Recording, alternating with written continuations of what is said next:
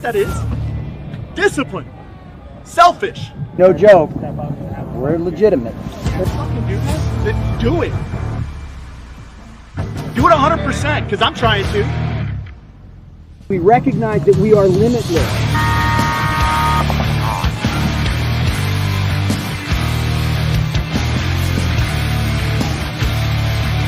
You gotta be a champion to become a champion, right?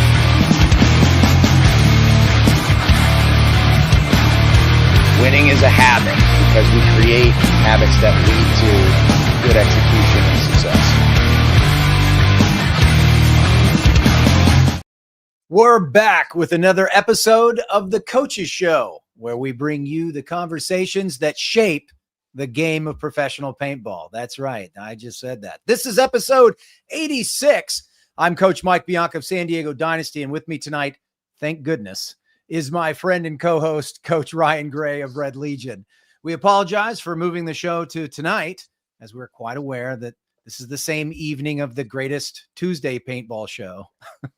Anyway, that being said, we do have something they don't this evening, and that is legendary coach Rich Telford. He's going to be joining us, and he's going to help us break down the latest from the NXL Paris Open. We're going to revisit the Lone Star Major and discuss both events' impact on the season, as well as look ahead to the biggest event of the year, the NXL World Cup.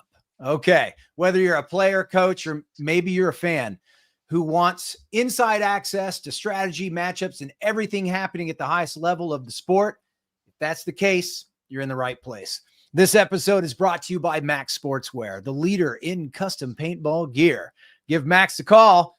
I'm positive your friend Charles will have a package that works for your team.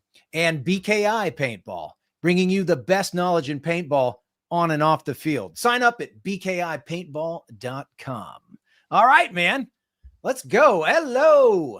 Welcome everyone in the chat. And Ryan, how are you, sir? I understand you are in Florida.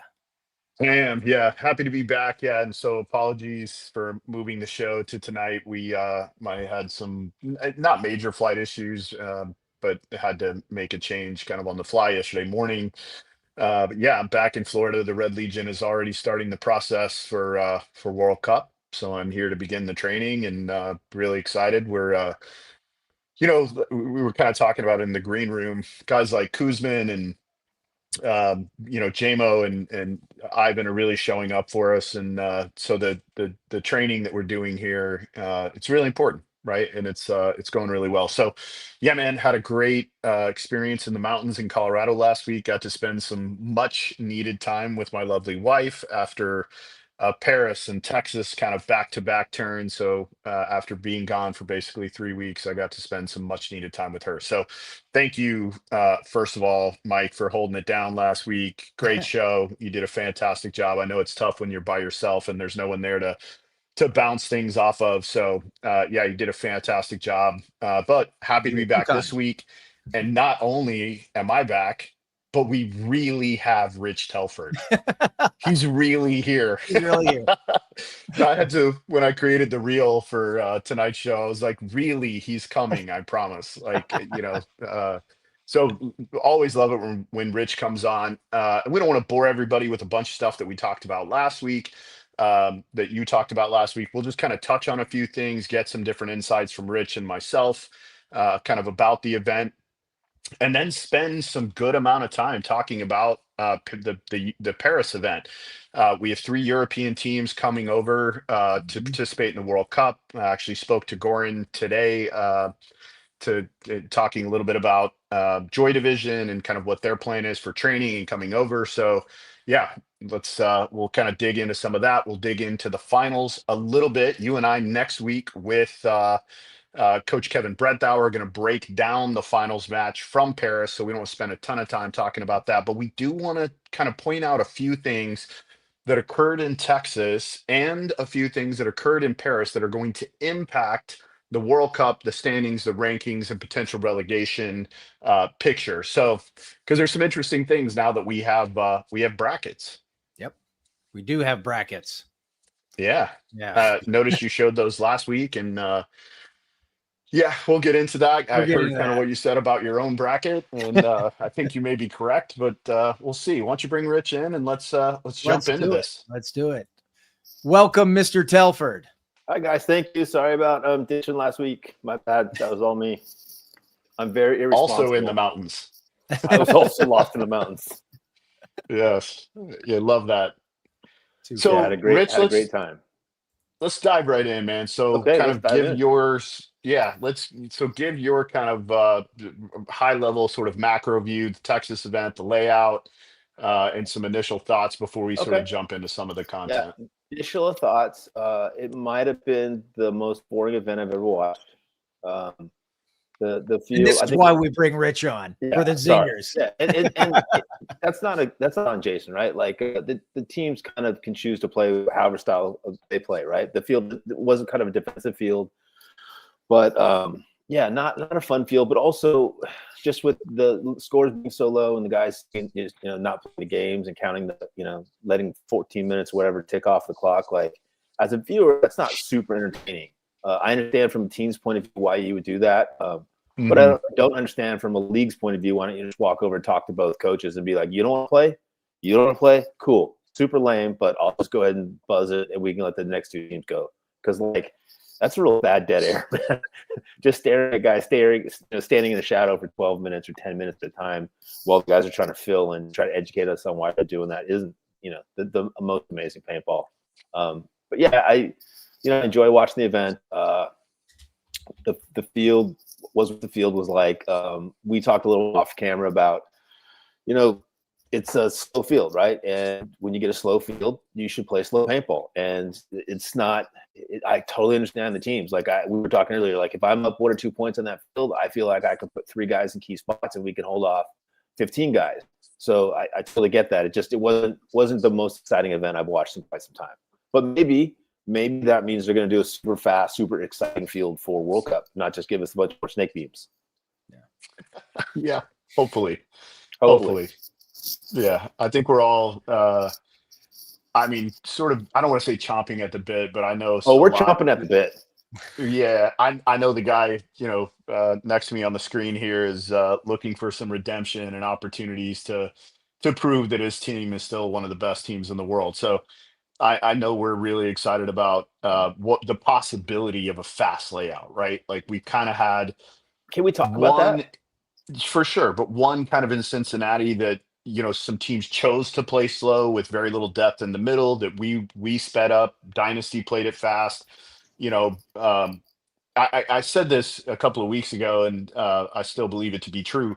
Regardless of the layout, teams are going to make a decision to play it fast or slow.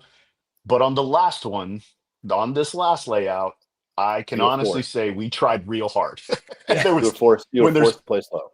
When there's only 2 places to attack, those areas get flooded with guns so quickly as the point is developing. As soon as people would get into that standard setup, kind of the Dorito guy either in the big wedge or the little wedge on the cross, the guy in the first or second snake on the cross, you just fill those gaps up with guns and you couldn't go anywhere. You just couldn't go anywhere. What do we need to do to have a fast field? I get the question, right?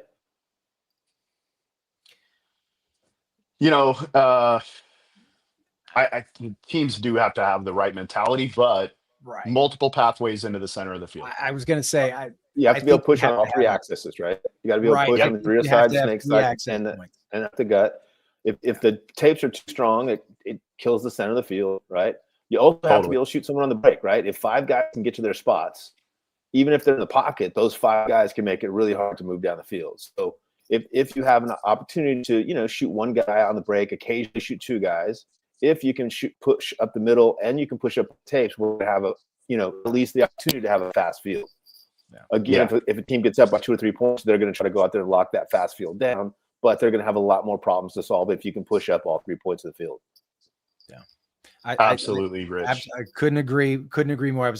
My theory was going to be, well, give us a center we can leverage. Yeah, let Blake play people for God's sake. So especially when you've got Blake and Yosh, and Yosh, Dude, how amazing did Yosh play? Yosh played well. Yosh in the 3-man, in the 3-man, he was on fire. It was so awesome watching him after all these years being probably the best guy out there. Yeah. I think all my guys played well in the 3-man.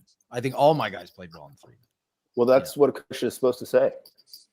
Well, I mean, obviously we wouldn't be, you saw us mixing those lines. Yeah, he won. It didn't matter. And we won it. So, but you know, that's overshadowed. That win gets overshadowed by the poor performance that we experienced the next event. So anyway, yes, give us, you know, I'm looking forward to a balanced field.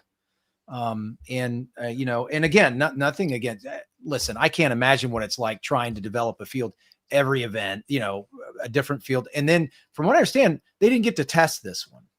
Right. I think, you know, with the schedules and everything, it was a lot. We'd like, hey, we got this idea. Here's the field. And we didn't really get to test it. So. Yeah. I mean, Jason had a hell of a turnaround with Paris right into Texas, you know, coming off the ESPN thing. I know there was a lot going on there. But I'm prayerful, you know, obviously that we'll have a layout that will have some center access points. Yeah. Agreed. Yeah. For sure. Yeah. Yeah. You know, it for us, it was really Kirill and I, in fact, he's here in Florida with me, and we were talking about, you know, like it's tough sometimes being these guys' coach, because I'm also a fan, you know, of what some of them do. And Kirill coming off of that, you know, Cincinnati performance, you know, I was so hopeful, that we would have this really cool center and you could again. build off of it. Totally, right? And like keep him going the way he's going, because he's so incredibly everybody else motivating. is feeding off of that. Totally, right? And then and you know, I was Lexi looking forward to the same thing. Yeah, Lexi and I spent so much time, you know, in the first few days, literally walking out all of the different pathways into the middle of the field, and then, you know, watching our ideas kind of crumble as situationally we talk through. The tapes are just too hard. Everything has to, in order for that to work, everything else had to work perfectly every single point. And that just isn't the way paintball goes.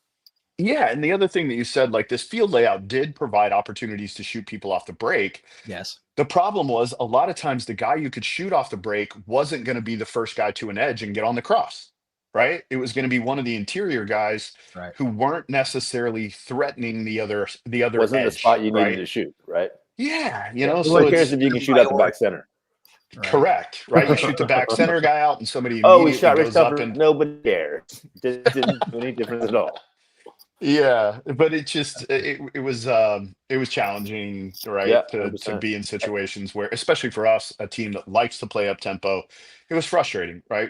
We do believe that we can play every style of paintball, but we don't want to, right? I think all the top teams can play both styles, but like you guys significantly play it faster, better. In fact, slower, better. Like when they're forced to play fast, and when you guys are forced to play slow, you're not playing into your strengths. Yeah. Right. Well, that's a great segue actually into something we were talking about in the green room, Ryan, and you brought this up. The top 4 teams out of Lone Star are traditionally slower paced teams. Do you want to elaborate? Yeah, if you go back and look statistically, those top 4 teams play the least number of points played at each event.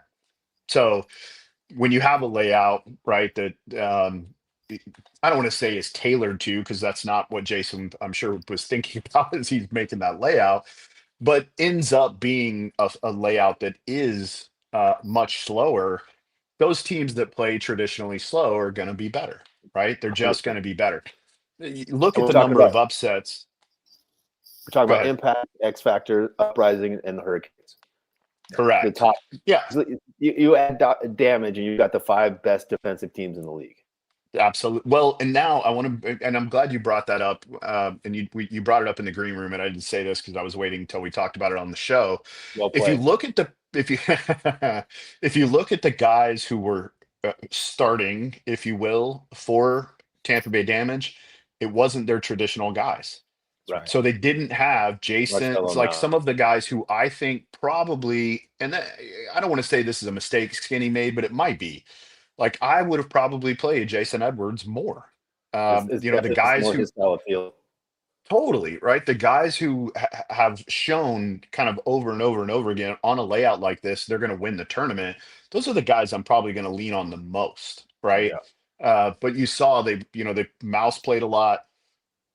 Marcelo played a lot, which is, again, not taking Hard to anything see those away guys from as those well. guys. Yeah. Yeah, incredibly talented guys, very, very good at what they do.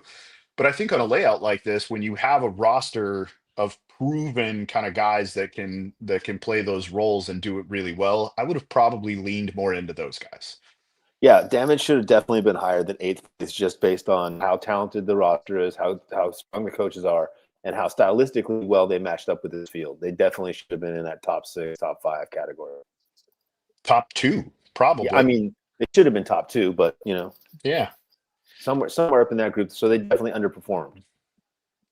We've been talking about that all year, right? Like, Yeah. when is that going to be? And I did talk to Joey today on the phone, and because we're going to try to have lunch at some point this week. But that's one of the things he kind of said is like, we have added a lot of pieces and added pieces throughout the year, and now and they did have a moment in the dynasty match where you could tell they really were hitting this stride, right? There was a lot of connectivity. Yeah. There were a lot of really good things happening where I was like, okay, if damage can keep this going, they're gonna, they'll be dangerous. They'll be really dangerous. So I do think that they're on the upswing, but they certainly underperformed at this event. Yeah. So those other 4 teams, though, again, if we go back and look statistically, those 4 teams play incredibly slow.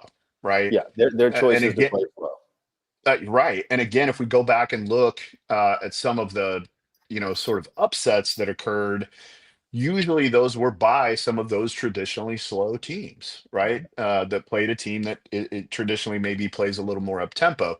And so we saw a lot of that, right? A lot of that. I mean, day one, there were upsets right off the bat. So though the layout itself was pretty slow, it created some pretty kick-ass stories, right? So Uprising getting into their first top 3, which is awesome. I know those guys are working their tail, working their butts off. They were one of the teams that we played them 3 points in 4.5 minutes, and they decided they didn't want to play anymore, and burned 9 minutes or so off the clock while Kirill got a little suntan. While he was standing. I was afraid when he chronoed. I'm like, why aren't you standing in the shade, idiot? Yeah, that's kind of their way of trying to get the guy to go touch the buzzer, right? It's chrono him, because then if you're hot, you get a penalty. It's the other team's point. So I think they need to do something about that ruling. No, I think you're gonna see something. We already know Tom Cole's already top. Matter of fact, I think I'm having a call with him tomorrow. It's gonna happen. It's gonna happen. There's gonna be a rule change before World Cup. Past due. Yeah, Alex Martinez and I kind of talked about some options. I know in the VIP while we were watching games, and then I know he talked to a few other people. I'm sure, Mike, that's something he'll bring up with you as well. We've got to do something, right? Because that just destroys viewership. I mean, people are, at that point, you're going to the life out of it. It's almost as bad as watching the same commercials over and over and over and over. Almost as bad. Almost as bad. Almost. Yeah. Not quite. But then again, when that happens, we have this slow layout. I was talking to a gentleman from Pennsylvania this morning. He had a layout or an idea for a different format that he was kind of sharing with me. And that's one of the things we talked about is like, when we think about the tempo of a match, right? And when we go really fast, as far as points being scored, we go over schedule, right? Because there's so many timeouts. But then if you have a layout like this, then you end up, I think there were some matches where there was 20 minutes from the end of one match to the start of another. Like, how many viewers do you lose in that 20 minutes? Yeah. Right? You can't. You can't. Yeah, they're just, I'm out, right? I'm going to go, I'll watch this later. Especially if it goes from watching a guy stand on the field, not do anything for 12 minutes, right to 20 minutes of dead air. Absolutely. Yeah, absolutely. Mark Johnson says during the pro draw, Jason announced the rule change. Oh, okay. Nice. Awesome. I wasn't able to be on it because I was in the mountains. Share it with us, Mark, if you can type it up. If you can type it up, Mark, send it our way, man. Yeah, and Mark, since you're in here, I was actually going to talk about AC Diesel. I kind of mentioned in the pre-show that I thought AC Diesel would be better. I think they were. I think AC played better. They looked more connected. I think Clint Johnson, I'll tell you who really, Jesse Stevens played fantastic. Yes, he did. Jesse Stevens played really, really well. They were down Mark Baginski, Mark Johnson for 2, Mark Baginski for 3. I thought AC Diesel looks fantastic, right? Yeah, With kind of a 100%. I piecemeal. think instead of sitting around waiting for someone else to win the games or for someone else to do it, they all picked up the slack and did it themselves. And I think Absolutely. I'm hoping this is a big turnaround that they need to kind of get in the direction going again. I was trying to talk Billy Saransky into coaching him, but still working on it. Yeah. He's Yeah, tough. that's He's tough. probably He's a tough negotiator. Yeah, it's probably a tough ask. He's a pretty busy guy. He is. Pretty busy guy. That's Yeah. exactly So what he said. yeah, I was kind of talking. So we were talking about the uprising thing and them allowing a bunch of time to run off the clock. And I was going to bring up that like people knew the layout was going to play slow on day one, right? That was our Yeah, first just- match. Yeah, Right. as soon as they saw it right on Facebook, they're like, "Oh, yeah, it's off corner. Yeah, no, yeah, this is going to be a huge gap here, huge gap here. Yeah, that's That was going our- to be a slow field." Our first match, right? Guys are playing the points. You normally don't see that until Saturday afternoon. And No, yeah. Yeah, When people Friday. are doing margins in the first match, you know it's going to be a rough weekend.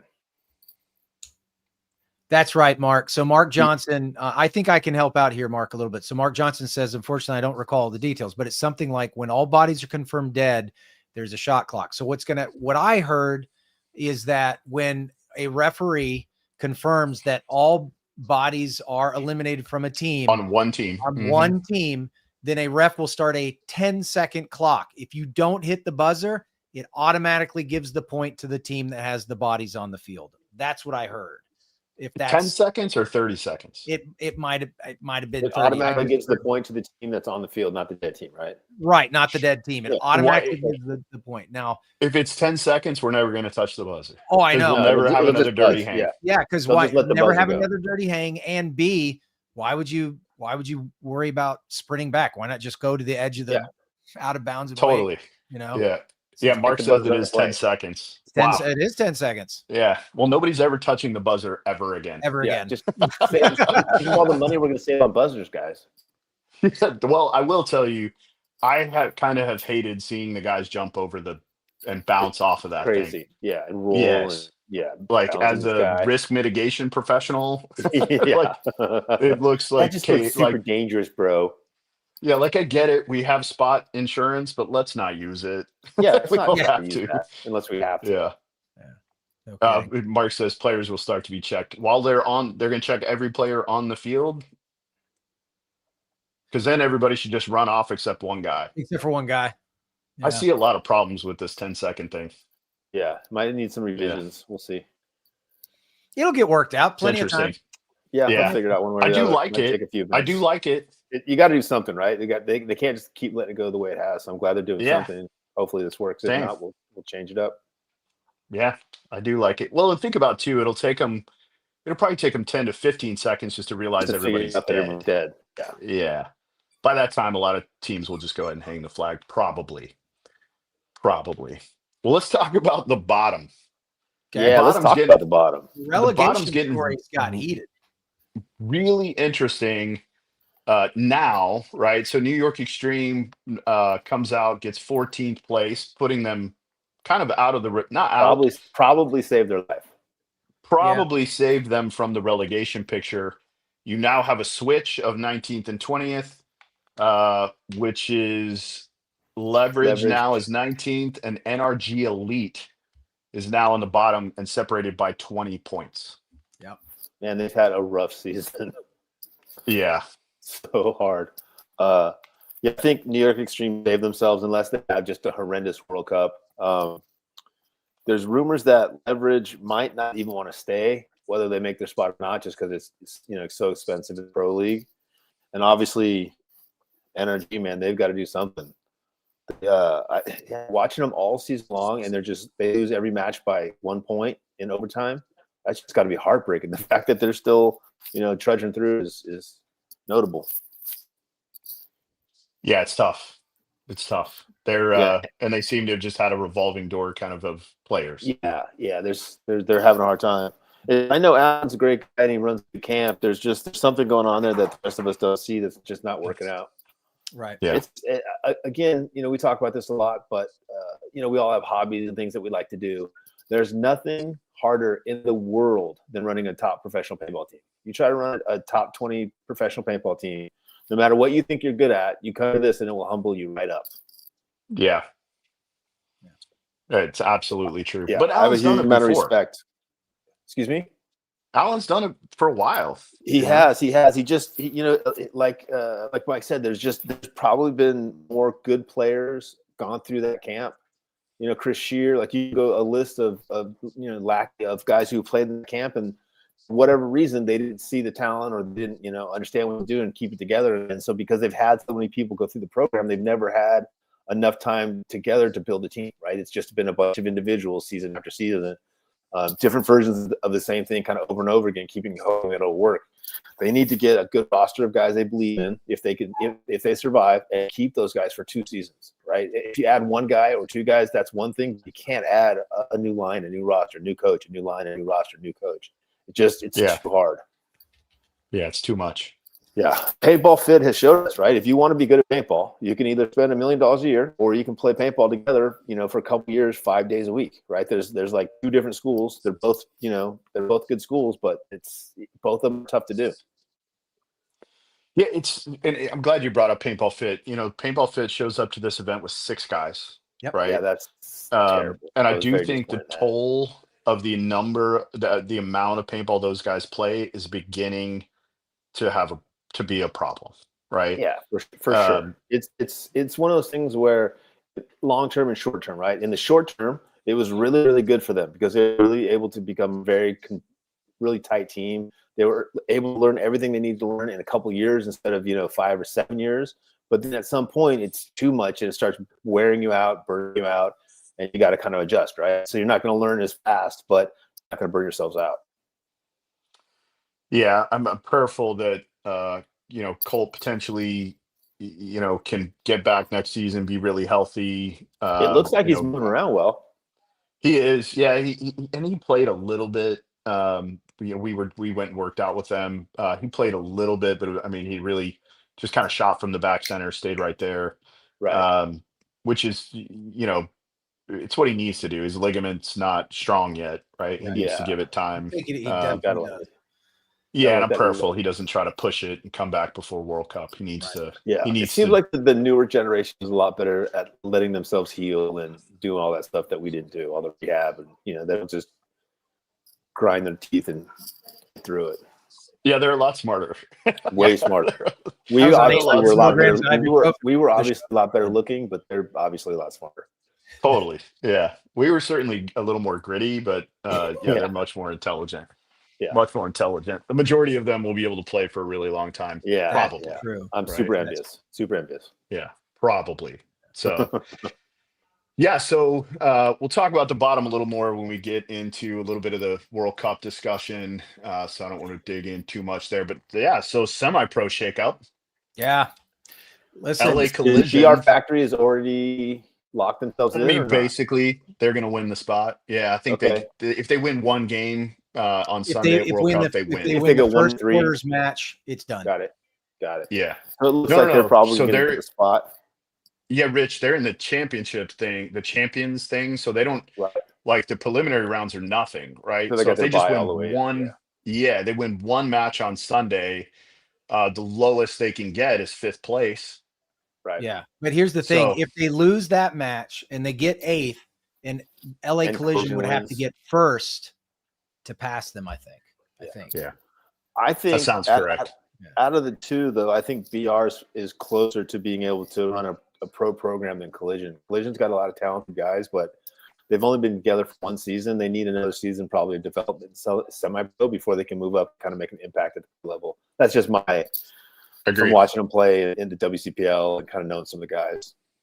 Right. I think you're absolutely right. I think Mike Hinman also recognizes that. I think he's a smart cat, and he knows that it's much easier to learn and to develop players at the semi-pro level than it is at the pro level, right? 100%. Once you get to the pro level, the expectations are way higher. The result, everything's just the pressure's way higher. You have to perform, so you're not able to, kind of make the mistakes that you need to sometimes to learn. Yeah. Look for some big announcements coming out of the BR camp here soon. It's not rumor. I got it confirmed today. I don't want to share it because it's their message to share, but a big announcement coming out of the Bear Ridge camp. And to your point about Bear Ridge being prepared for I think they are. I think they're built correctly, right? They're a grassroots team. They're built correctly. You've got former Hurricanes on that team. You got a former Ironman on that team. You've got a lot of experience, and they know how to practice. They know what it takes. They're committed. They're disciplined. They've also recognized, and have several conversations, because I work with Bear Ridge, and I love those guys. I've coached all of them at one time or another. Yeah, good group of guys. They're a good group of guys. They recognize what's up in front of them, and they're motivated, right? And they're not just motivated. They're disciplined too. They're putting in the work. Yeah. They're not super young kids and super consistent, right? Second, first, second. Like, that's, to me, if you're looking to move up a division, whether you're D5 or semi-pro, if you're not top 4 all season long, if you're not trying to fight for that first place all year long, you shouldn't move up. And they can definitely look at their schedule and be like, yeah, we should move up. We're super consistent. We're, right where we need to be. Yeah. I think right now they could come into the league.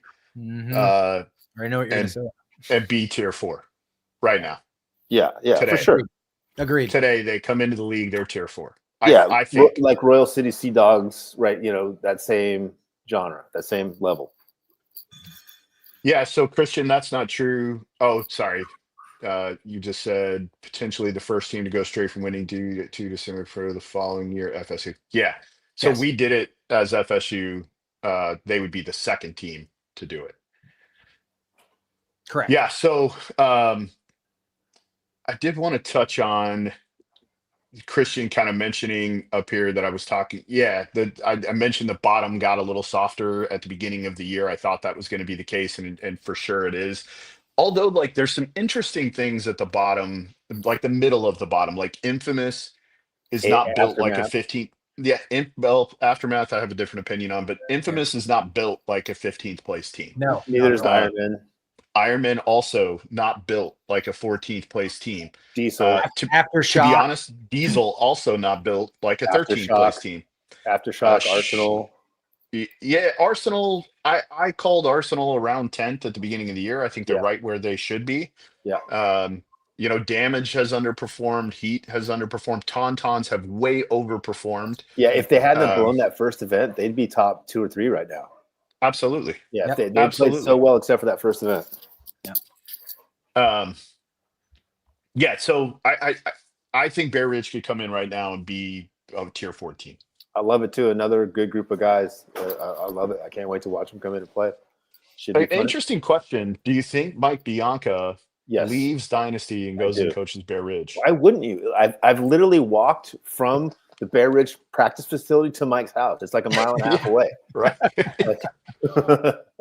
Now, whether or not Bear Ridge can afford Mike or not, that's the question.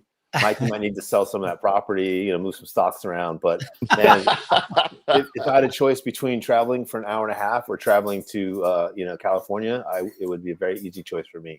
Yeah. Yeah. That's I hear that a lot.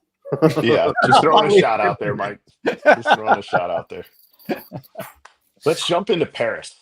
Yes. A lot of cool stuff in Paris. So I don't want to spend really much time on the Nations Cup because it's been covered, I think, in every other show. Sure. Kind of an interesting, weird turn of events, though, that occurred in the veterans. So I'm commentating the match. Belgium wins. They're celebrating. We get over to do the trophy ceremony, and France has won. Nobody told them. What's happening? What? Like, literally, even the guy announcing called Belgium. Yeah. I'd have taken that trophy and ran. Like, no, you heard it. You heard it. I'm out. Yeah. So actually called Paris as the second place team, and the Belgian guys were like, no, it's actually us. And anyway, really kind of a weird thing. And of course, all the kids' teams did fantastic and, won gold. The women win gold. Laurie and Anthony just absolutely do a fantastic job putting all of that together. Mark Johnson does all the stuff for the vets, absolutely killed it, put together a fantastic roster. Unfortunately, lost to the French. They played really well. And then went on and just beat the brakes off of Poland because I think we were mad. Yeah. So really had a fantastic time with the what is it called? Something Cup? Nations Cup? Nations Cup. Yeah, Nations really had a Cup, great that's time with the correct. Nations Cup. It was really Good. fantastic experience. So weather was great, food was terrible. Um, Food was terrible. yeah, of course, right? You're in Yeah. Spaghetti. You got to find a good food. spaghetti bolognese place wherever you go. Listen, Yeah, You can usually always get a it's good spaghetti. the only thing good's the bread. The oh, bread's stop. amazing. The bread, Yeah, the it's cheese is amazing. cheese The was pretty bakeries are good. amazing. The eclairs are amazing. Sure, bread. Yeah, Yeah, all the bread, all the yeah. breads are All awesome. the So carbs. All the Not carbs are not a fan amazing. of their healthcare system, but everything else is delicious. you cost you nothing, and they solved your problem. So I don't know what your problem is. I feel like I Yeah, kind of solved my problem, but well, time solved your problem. So yeah, and I had a fantastic roommate. Casey Harris there you go. was awesome. I got to spend my birthday night snuggled up with Casey Harris. He didn't give me my normal birthday gift Oh, maybe you're that I saving get it for when I'm next at year. home. Yeah, Stop. Right. Stop. Yeah. Shoot. Yeah, it was a Goodness good time. gracious. And it was awesome because I got to have new experience with some guys that I didn't know very well. Greg Rostek was there, playing with Oh, the I love vets. I Greg. really, Yeah, yeah, great guy. fantastic man, good As long as if player. you can get him to stop talking, right? No, yeah, well, yeah, I get it. That's always like He that was was awesome. great. Yeah, Greg was He's a great guy. fantastic. Yeah, he's fun. Played really well. Yep. Played Super really smart well. guy. Ryan, very intelligent man. Yeah, for sure. Honestly, all the vets were. We had a really good group. It's sad we couldn't bring it home, but yeah, Mark Johnson played great. Yeah, Mark's a good guy. LB Fowl had some good moments. Oh, LB's the best. I hadn't really hung out with LB since I mean it's been years, right? Like we Yeah, worked he's together at great, man. National and then Key, and so I've gotten to know him pretty well, and then sort of disconnected for a while, Yep. but yeah, so it was really a great experience. Ryan Greenspan kind of went back and forth playing with us and the men, and yeah, it was sad that the men nor us could get it done this year, but we'll be back next year, a little Yeah, we stronger, will. hopefully. Yep. Yeah. So Yeah, and hopefully Mike Bianca will make his return next year to Paris. We'll see. we'll see. Yeah, we'll see. God willing. That would be As long as wonderful. the tickets are first class. Well, I might have to settle some bills. I don't know. Yeah, he probably owes some people some money. I probably do. So the top Yeah. 3 teams coming out of Europe that will be coming to the event are Breakout Spa won the series in Europe. Lucky 15s took second, and Joy Division was third. Breakout Spa had a third place at the first event, a fourth at the second, and a first. They won this last event to seal the deal. 15s had a little slow start, eighth, but then they came back, won the second event, and then took third at the last event. Joy Division started the season off strong with a first and a third, and then really stumbled at this last event and took 10th. So it's going to be interesting. Those are 3 very strong teams coming out of Europe to join us in America for this World Cup. And kind of a big note, just want to touch on this. London Attrition just looked absolutely amazing. They looked so dialed on day one. London Attrition and Dynamite looked like they were by far the best teams. Yes. And I mean, like not even close, right? Right.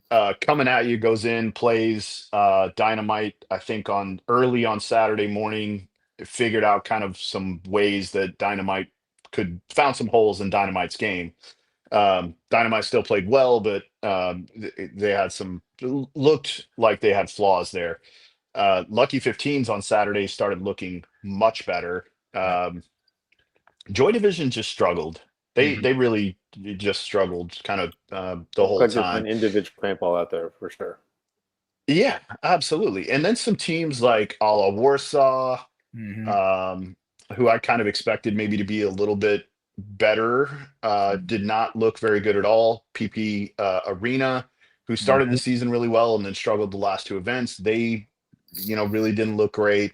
Austin FSU looked fantastic. Congratulations to Coach Casey for pulling the reins on that deal and making it kind of come together. 13th, 14th, and then go in and take a 5th place at the last event. And kind of with a broken down roster, they had to pick a guy up kind of right before the tournament started. Casey did a lot of magic there. If you guys don't know, Casey Harris is the coach of PB Fit, so he's a stud. Did a really good job with them. Yeah. So kind of thinking about also the relegation picture for them. And I want to give kudos to Dustin Houck. I know I talk about him a lot on the show when we talk about Europe, Mhm. especially when we talk about Germany. So this will be the second year in a row that we have a German team coming out of the semi-pro division to take a pro spot. So Ballern comes in, pick up Colton Dahl just couple of weeks before the event. Colton goes in, plays with them. By the way, Colton played amazing, Yeah.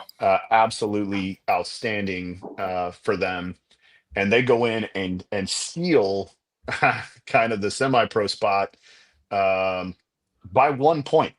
Yep. By 1 point. By 1 point, just over Yeah, Sporting CP. yeah.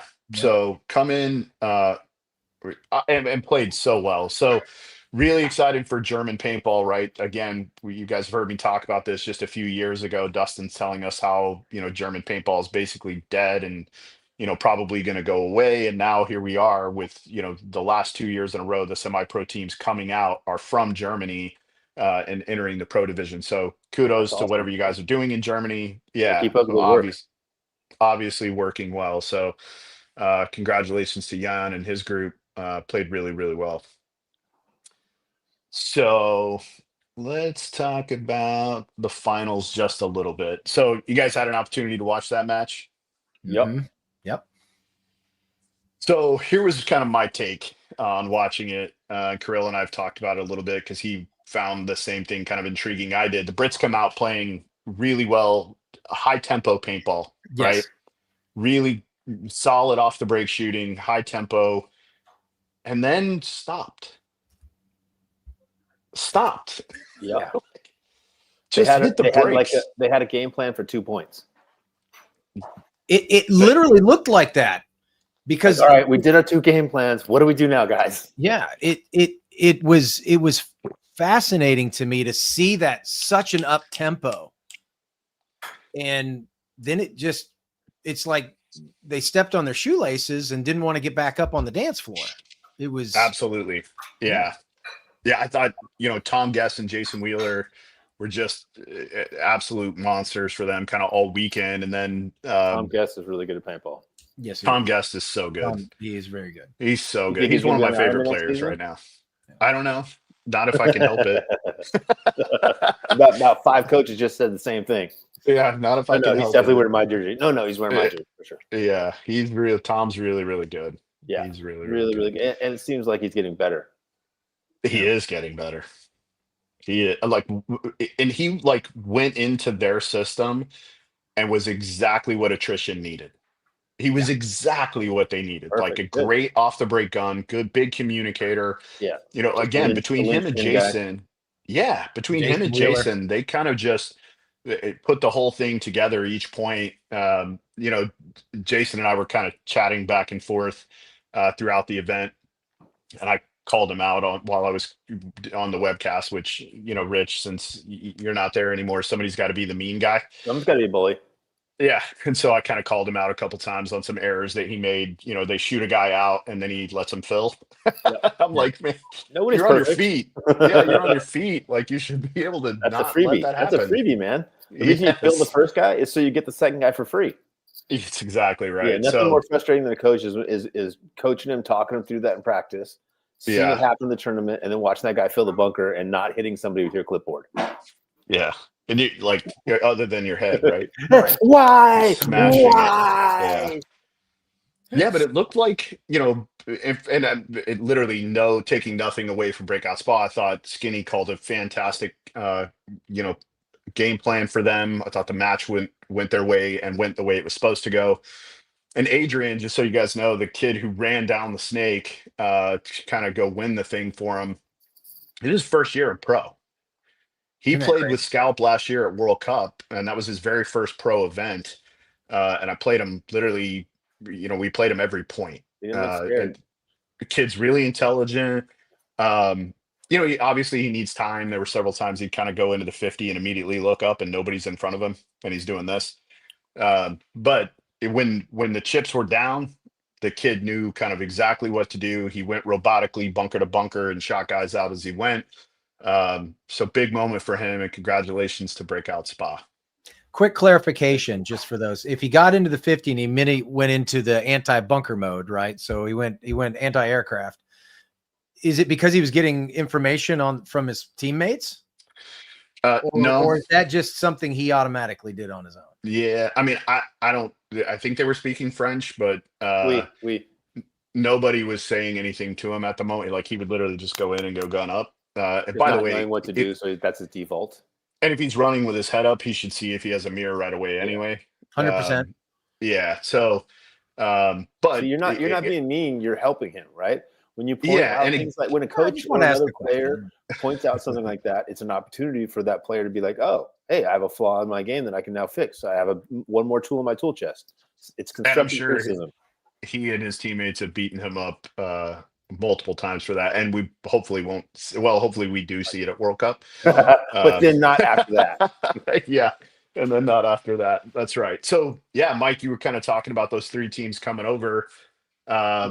So Breakout Spa gets kind of bumped right into that top four right off the bat, and then Lucky 15's Joy Division and the South American team join the ranks to make it 24 professional teams competing for the World Cup. Yeah. Palapeto is the Brazilian team. That was. Is Shallow involved with that team? I think so. I've been trying. I've been meaning to send him a message, and I talked to a young man from America, who former semi-pro, former pro, back to semi-pro, who may be joining that team, and he's going to try and bring a little bit of American talent in there. I should know a little bit more about that later. But once I get the details on that, I will share. Listen, I need all the details. Don't come to the show and be like, "Oh, I know this stuff that I just can't tell you. It's super exciting." Give it. Let me try and explain it a different way, Rich. I know this stuff, and I just can't. Yeah, just give it the deets. Even if it's wrong, say it. No, I can't do it. Yeah, so we will dig in again. We're going to break down that whole Paris finals match next week with Coach Kevin Brettauer. So, we'll kind of give you guys our thoughts on that next week. Talk about some setups because there were some really good ones in that one. So the brackets. I know you showed them last week. You want to talk through them really quick? World Cup brackets. Yeah, let's pull these up here. Do you have them to share? Or I wonder if I still have them loaded. I can't share them. Okay. Because I'm on my iPad. But if you want to share them, that would be. I might be able to pull those up again. Stand by. See if I've got them up. First bracket, Group A is X Factor, Arsenal, Ironman, Aftermath, and Luckies. Yeah, I'm going to try and pull this up again. But wouldn't you know it, I'm going to have all sorts of fun. There's the file. Where'd it go? World Cup, and there's the bracket picture. Bring it. All right, so let's do this. Bam. Let's see. Image file. There it is. Yeah. Twiz, we're going to talk about that in just a second. Because that's one of the things I want to bring up. It did. Okay, cool. High tech, guys. Yeah, look at this. All right. So, like you said, Rich, bracket A, X Factor, Arsenal, Ironman, Aftermath, Lucky 15s. There's going to be some fist fights in that one. And I want to make note here that Lucky 15s are the only European team coming over that did not have an American pro. That's a valid notable. That's right. And Joy had Harrison Fry from Dynasty, and then oh gosh, where'd it go? And then Scalp had not Scalp. No, not Scalp. Breakout Spa had Chris Shear.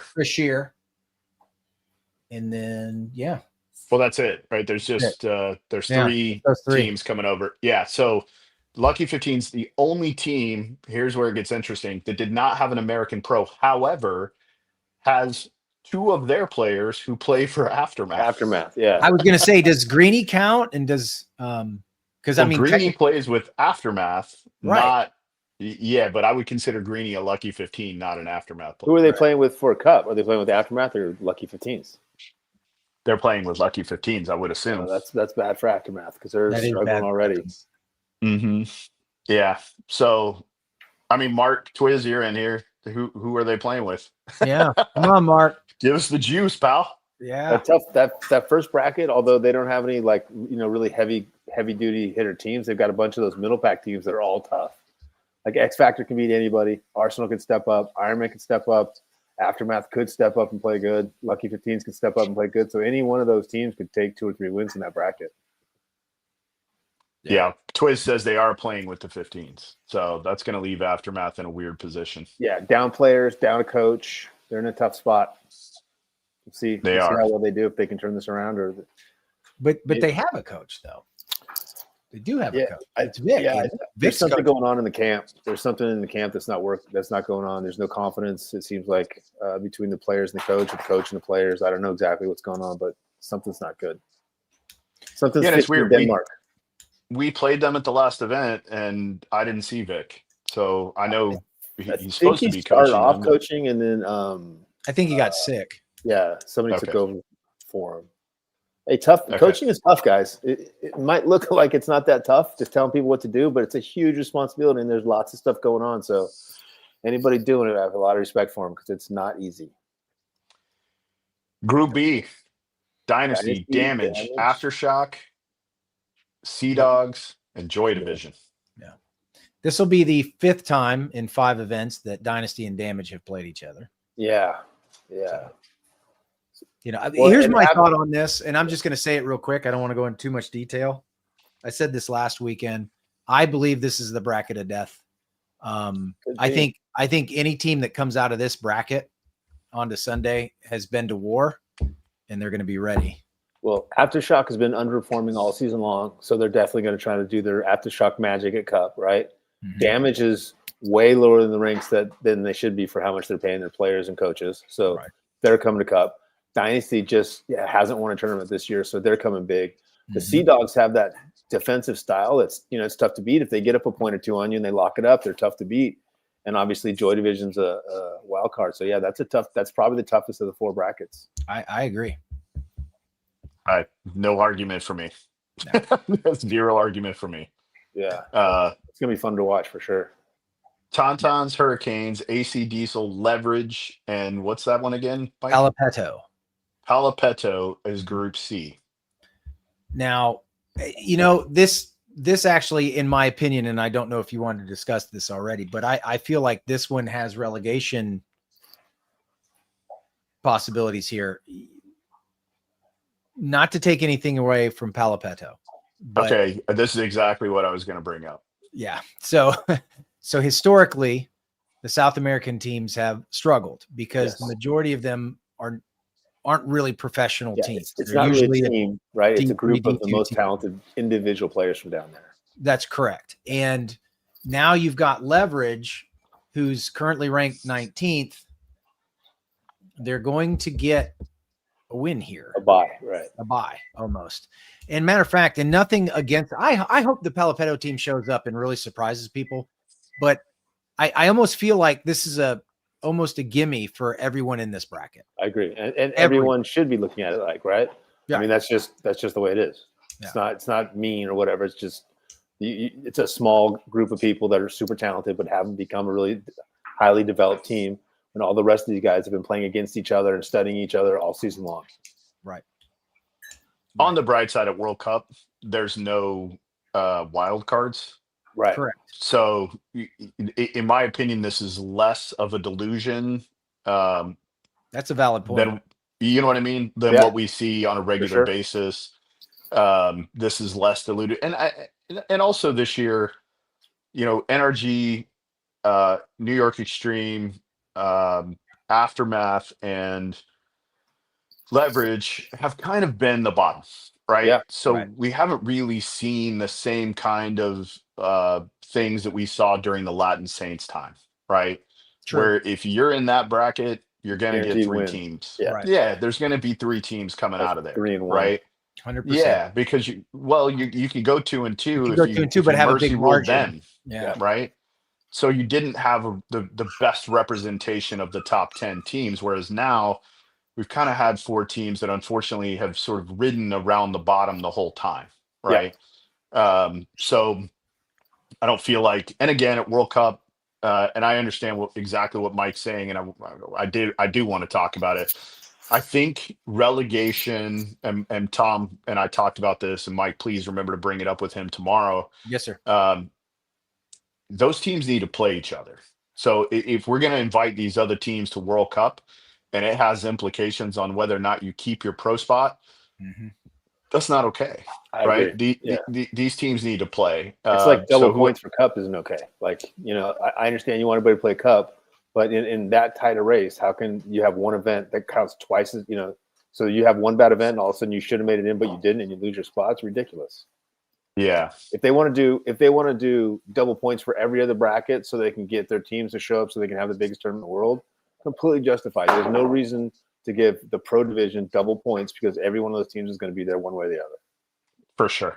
Or, I mean, someone mentioned this to me the other day, and I didn't really think about it. And you should have, Mike. Head, but you take the bottom 5 teams as you head into Cup. If they're all 5th tier, then the 5th tier becomes its own bracket, and then the rest of the draws. And that's how you handle relegation.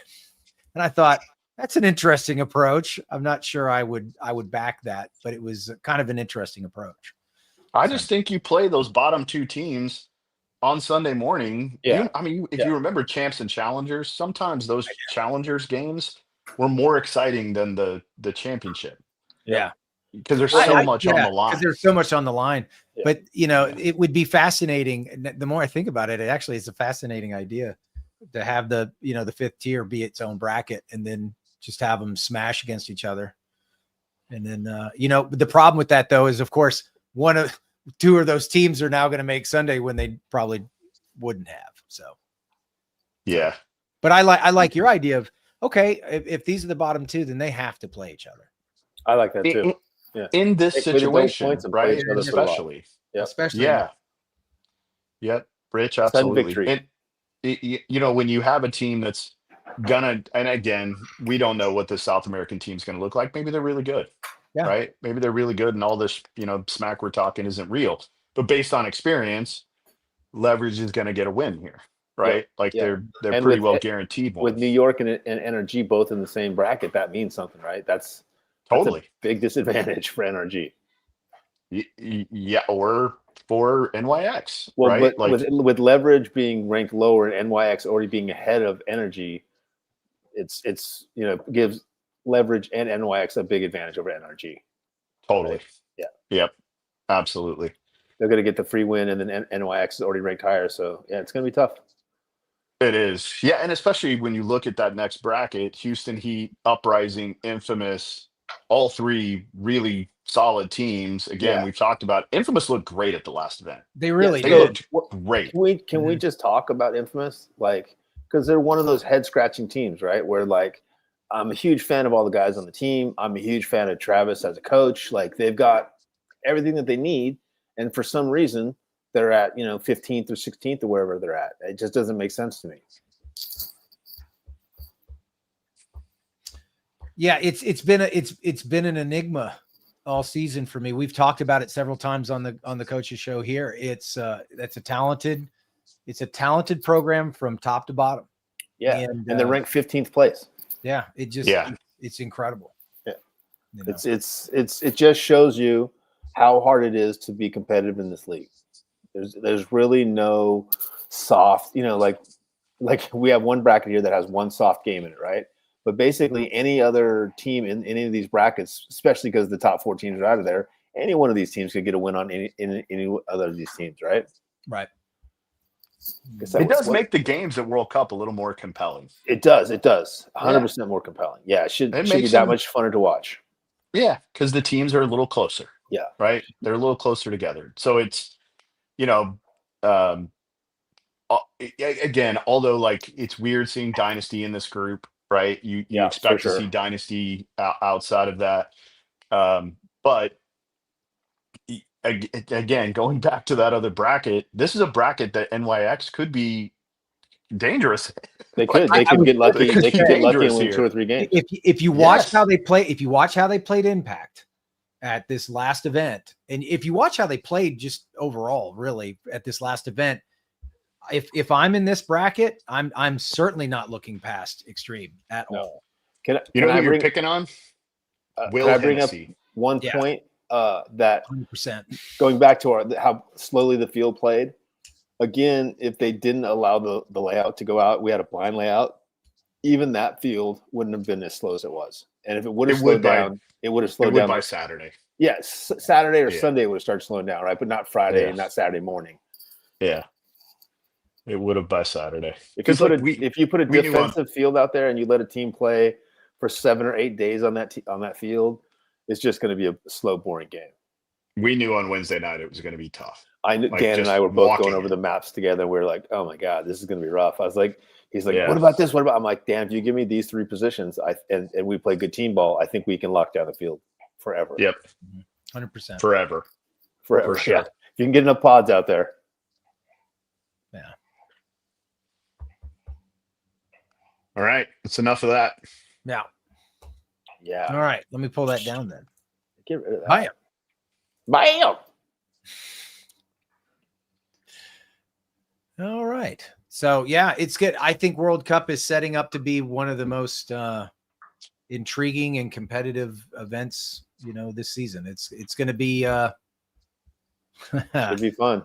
It should be fun. I know Are you guys going out there, Mike, early, a couple weeks early to practice, or what are you guys doing? I know what Ryan's doing. Yeah, Ryan's locked in for 6 weeks, and I love that. Talk to me, Bianca. What's the dynasty solution to Red Legion practicing for 6 weeks ahead of World Cup? Mike, go. Well, okay. So it's chemical war. Are you talking? It's chemical warfare. Oh, okay. Psychological chemical warfare. I like that. Yeah, I'm going to slip some shrooms into Ryan's coffee, and you gave him some creatine. Have them do all sorts of crazy, silly things in their metrics. The Zen master is in charge. I will tell you, taking over that first position for us has created a whole new motivation. Good. Which is awesome. Hey, right? You guys are leading the industry right now. You are showing all the other teams what a top team could do, right? That's the dream. Being able to play paintball all the time and go to tournaments and win. To me, if you're running a professional team or if you're a professional player, you guys are living the dream and everybody else is just kind of half-assing it. Well, we're still underperforming, right? Obviously, yeah. I'm super critical of your play, but the program is really, really good. Yeah.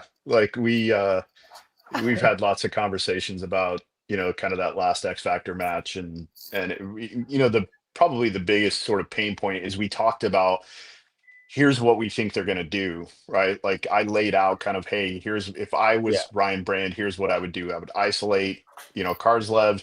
Right. I would absorb the pressure, take away Malloy. Absorb the pressure, and then counter really quickly. And that's kind of exactly what they did, even with us up bodies on their side of the field. Yep.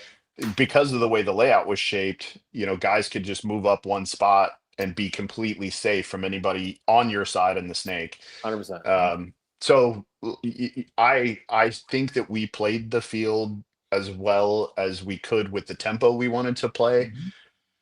Just made a few mistakes. Again, like as many things as Danny did so well, Kuzman did so well, in that match. He made a couple of critical errors that you can't do if you're going to play 5 points. Right. 100%. Sorry, before I forget, also on a slow field, when only 1 or 2 points are played, what's the most crucial thing? Having better paint than your opponents, right? How many of those points did you see 1 or 2 guys a point getting bounced and the other team winning by 1 point? It happened all weekend long. And that paint management and having that cooler in the thing with the ice and having better paint than the other team, you guys can all look back at matches that you played where 1 or 2, you guys bounced 1 or 2 guys either on the break or 1 or 2 guys in key gunfights. And in an 8-point match, a 9-point match, it doesn't matter. 1 or 2 points doesn't matter. But in a 1-1, 1-2, 1-3 point match, those points are so crucial that the teams that are doing the best with paint management are giving themselves the biggest advantage to win those events. Yeah, agreed. Yeah. And again, kudos to Ryan Brand. They had a fantastic game plan against us. They had a fantastic. I thought their game plan against Impact was really good too. I just think Impact beat them. Yeah. They just beat it. Like, I don't think X Factor made a lot of mistakes in that match. No.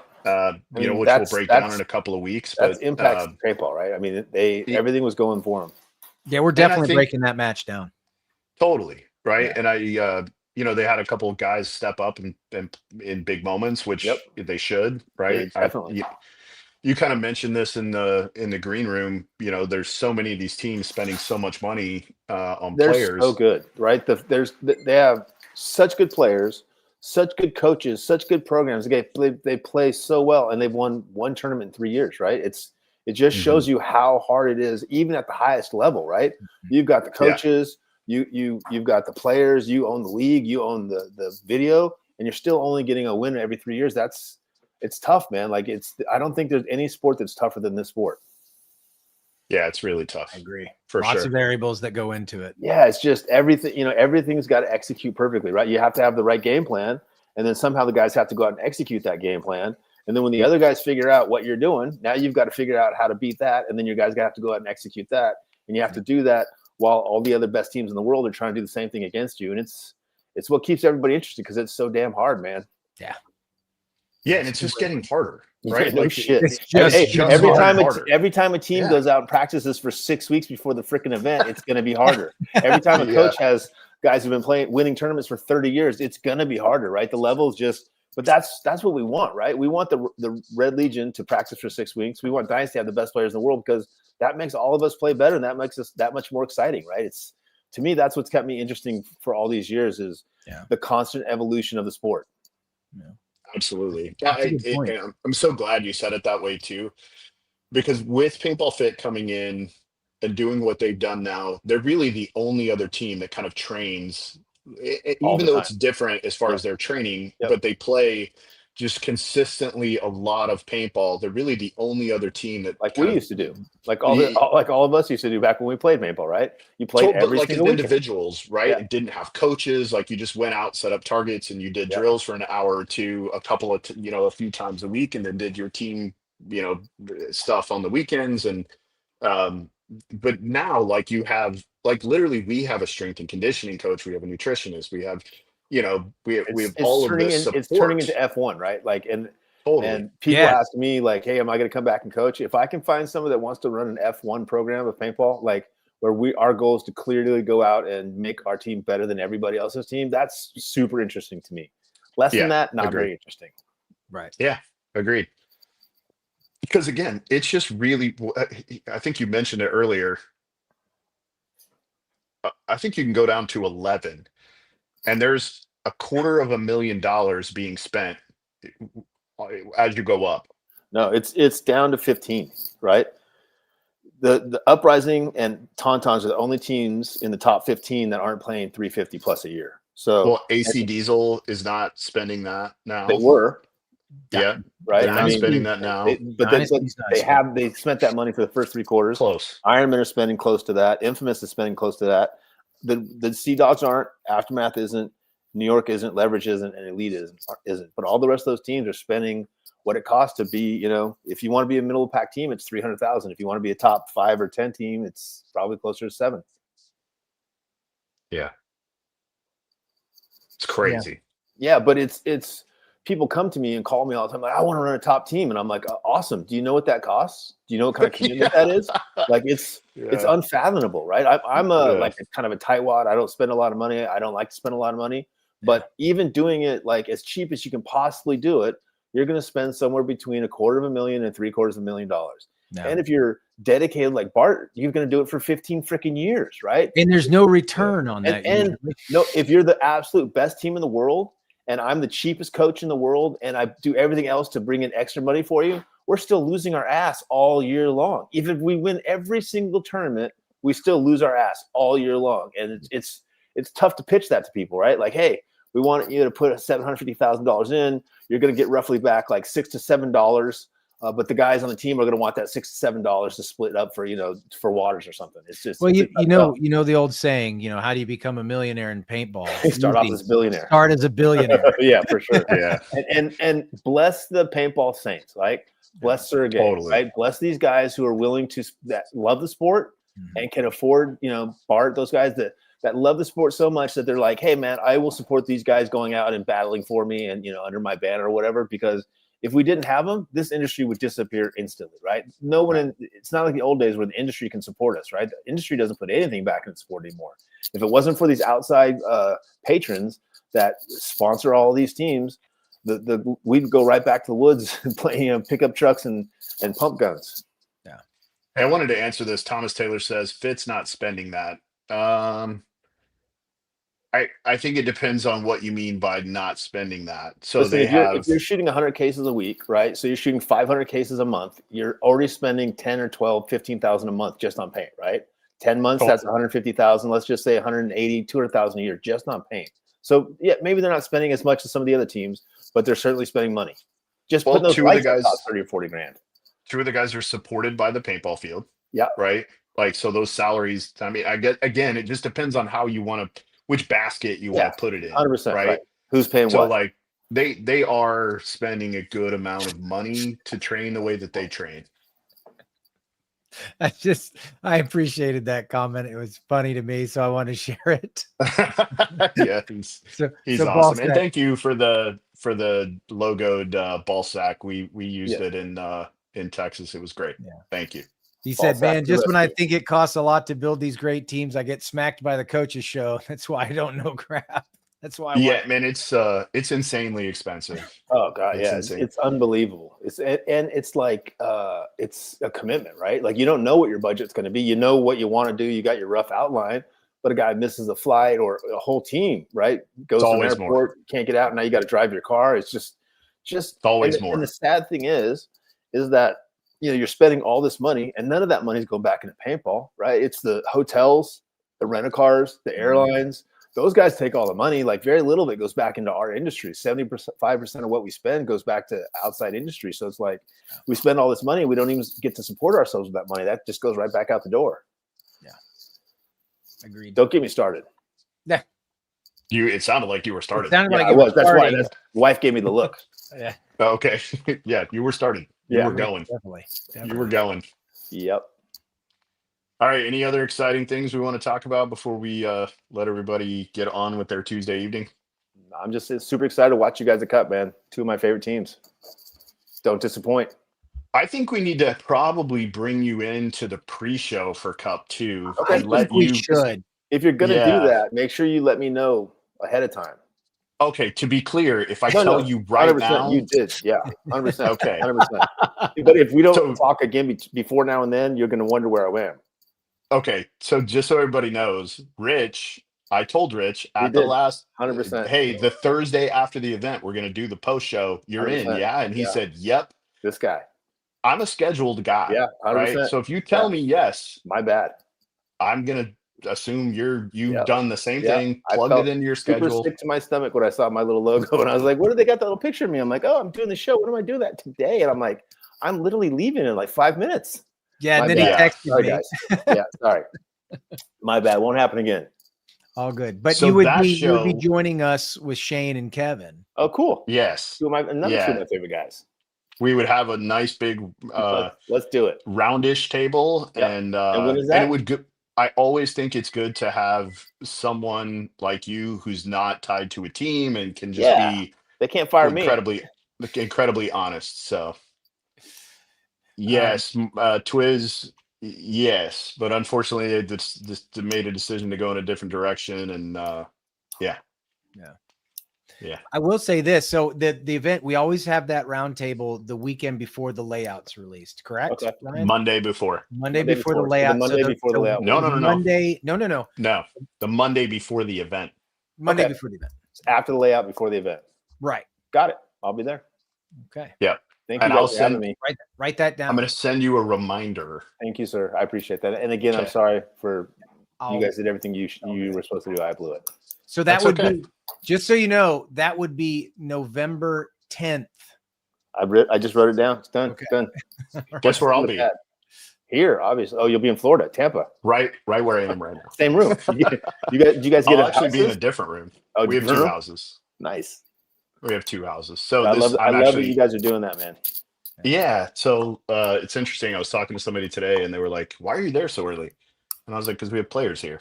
Oh, because we want to win. Yeah. Yeah, we have Crazy. players here Oh, Yeah. who need imagine. extra time, so we're going to We start decided with the we guys who decided, need hey, it's World extra Cup. time. We want to win. Let's go ahead and work hard. Yeah, And we would like that. It's showing, man. Yeah, Twiz, thank you, man. Thank you for staying up all night and watching our show. We appreciate you from the UK. Thanks, So, Twiz. yeah, man, we're really excited to give you a big hug Yes. when we see you at World Cup, man.